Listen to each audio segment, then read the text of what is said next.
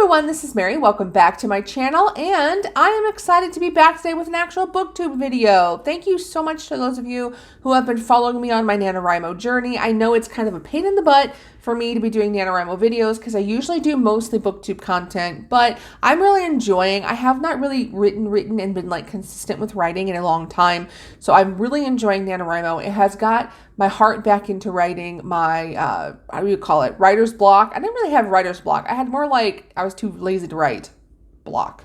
But anyway, it's got me back in the swing of things. I'm loving writing. I'm really enjoying the story that I'm doing, and it has been fun. So if you have joined me on any of my write-ins, or if you have watched them later, thank you so much. And again, I'm only doing like one booktube video per week, but I'm having fun, and I'll be back in December. And I don't know, I'm still debating whether or not I want to try Vlogmas. That's a lot of videos. That's a lot of videos to post. I don't know. We'll see. Wish me luck.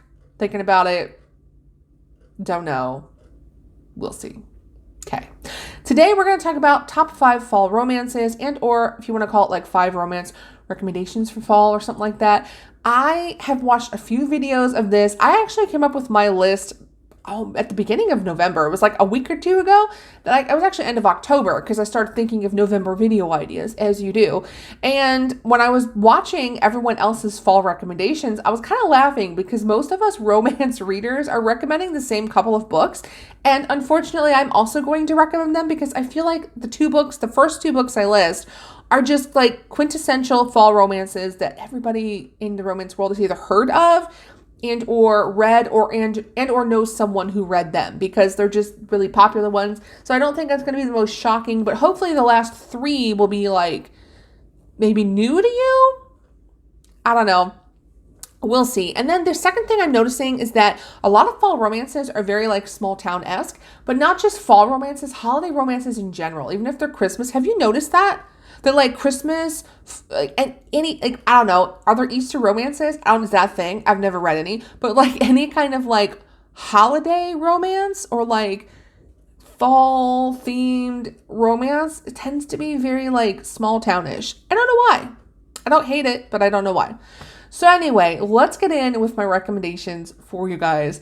The very first one is The Autumn Bride by Gracie. And this book is a historical romance. I love this book so much. I've read it several times over the years, although I will be 100% honest with you and say that I don't love the rest of the books in the series. So the whole series follows the seasons, right? So you have like the Autumn Bride, the Winter Bride, and so on and so forth.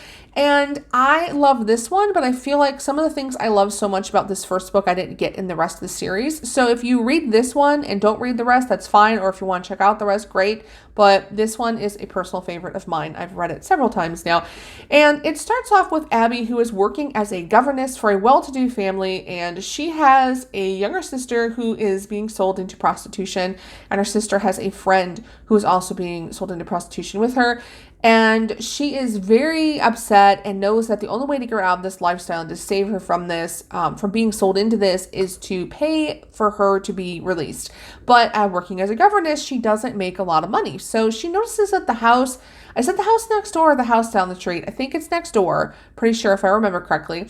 It looks empty. There's no one ever coming in or out. It's dark all the time. She's like, no one's there, so I'm going to break in, steal a few items, and sell them, and then use the money from the things I sold to buy my sister's freedom from this horrible lifestyle.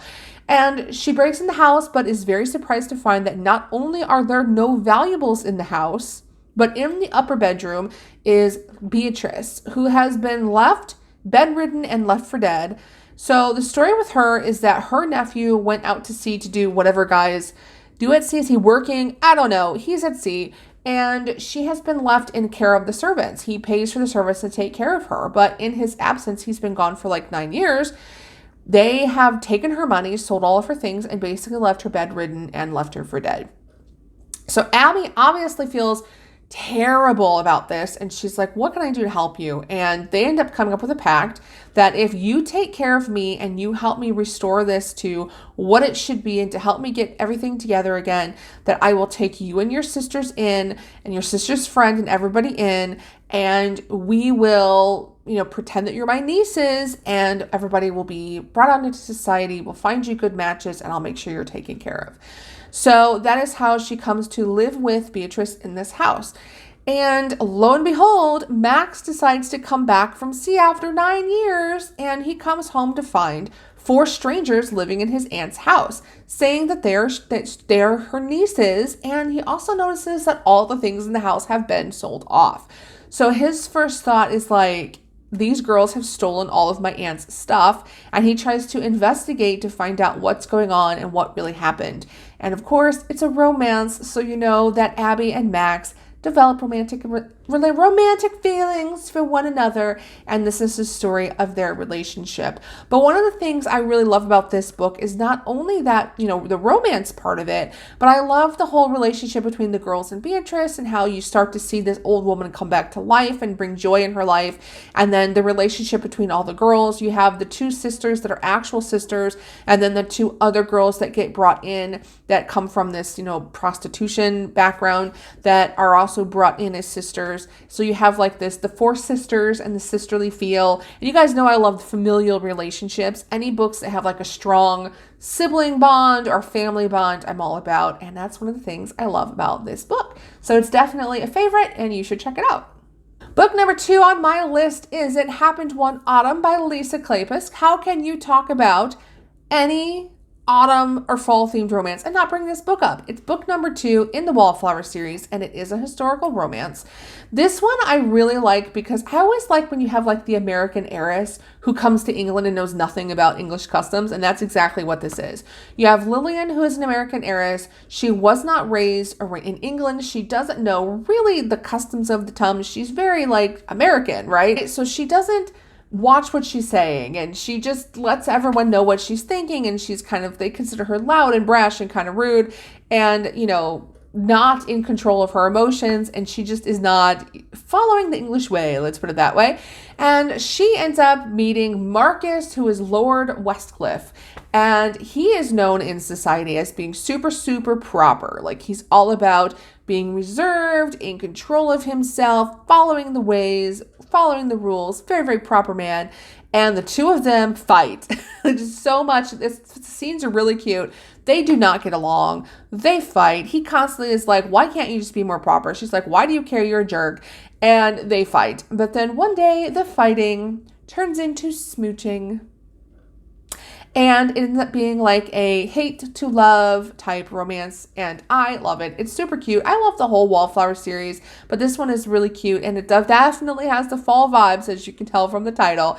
I will give you one heads up. There's a trigger warning in here for some people. Now, for me, I didn't really consider it a trigger. For some people, they do. There is a scene in this book where the 2 have intimate relations while drunk. And so some people get very upset by that because they say that it's rapey, it's a rape scene. I personally didn't get that vibe because the 2 of them had been flirting, making suggestions, going, it was inching in that direction throughout the book and through the scenes leading up to this. So to me, it doesn't really come across as a rape, but I can see why it would be because she's drunk when it happens. So if that's a trigger for you, then absolutely, you may want to either skip that scene or skip this book. But in my opinion, and the way it's written, it doesn't come across that way to me. But if you're someone with a past history of sexual abuse or something like that, just a heads up that might be a trigger for you. Book number 3 is Hope Springs on Main Street by Olivia Miles, and I actually own this book. I think I have the paperback of this book somewhere on my bookshelf. I don't know where, I'll have to find it, but I really enjoy this book. This is a small town romance, and it's a contemporary romance. I'm not usually a huge fan of contemporary small town romances, but I do like this one. In this one, you have Jane, who lives in a very small town called Briar Creek. She's lived there her whole life, and she ended up marrying her high school sweetheart. And she is thrown for a loop when she finds her husband cheating on her with someone else. And he leaves her and leaves their daughter and her to fend for themselves and runs off with this new woman.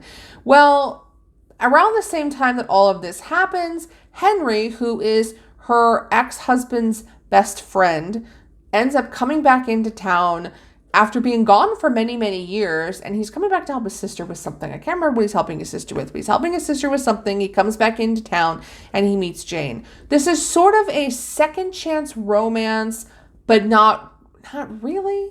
I don't know, kind of a second chance romance, kind of not really, because the story goes that Henry had a crush on Jane and was in love with Jane way back in the day, but his best friend was dating her and he didn't want to ruin their friendship and he knew it would be wrong to come between them. So he never said anything to her about how he really felt. And so this whole time he's kind of had this unrequited love type thing for her. And now he comes back into town after really not speaking to her or her ex-husband for many years and finds that she is divorced and all of the feelings he had comes back. But she's dealing with the fact that she's going through divorce. So you can kind of see where I'm going here. I just shook the camera. But you can see where I'm going here. It's kind of like she's not ready. She's not really sure if she's ready for a relationship. He feels bad because, this was his best friend's wife. It has a lot of that vibes to it, but it's definitely very fall heavy. It's a small town that talk about the fall festival and all the fall happenings in the town. And there's scenes where they're sitting and talking about leaves falling and all that stuff. Definitely has an autumn vibe.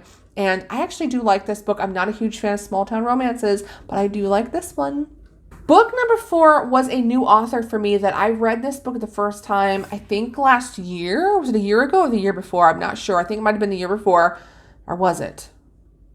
I think it was last year. Anyway, it's a new author to me. It's Jess Vonn, and it's called A Time to Fall by Jess Vonn. It is first of her series. I can't remember what the series is called. Is it Seasons Love for the Seasons or Seasons of Love, or I don't know, something like that. And so she has obviously a romance for each 4 seasons again, but this one kind of reminds me of a Hallmark movie. I love it because it's so super cute and sweet. And the whole time you're reading the book, you're like, this should be a Hallmark movie. And if it's not, it needs to be. Hallmark, get on your game and find this book and make a movie of it because it's super cute. The book starts off with Winnie, who finds her boyfriend in bed with another woman, and she goes to her best friend and they have a night of drinking and crying and men suck, and she says, I'm swearing off men for all time. I will never ever be with another man. You can see where this is going. But then she sees an ad about this wonderful small town. And she goes, I'm going to move to this small town and get a new start on life. So she buys this cottage in this small town to start over. She also takes a job as an editor of the small town newspaper. Is this not a Hallmark movie? Anyway, of the small town newspaper. And she meets Cal, who is it the son or the nephew or grandson? No, he's the son of the woman who owns the cottage that she's renting, and the two of them fall in love. It's such a Hallmark movie, but I love it. It's so cute. It's adorable. And let's be honest, who doesn't love a good Hallmark movie? I mean, if you say you don't like the cheesy Hallmark, you're lying. You are lying. So you need to check this book out because it's super cute.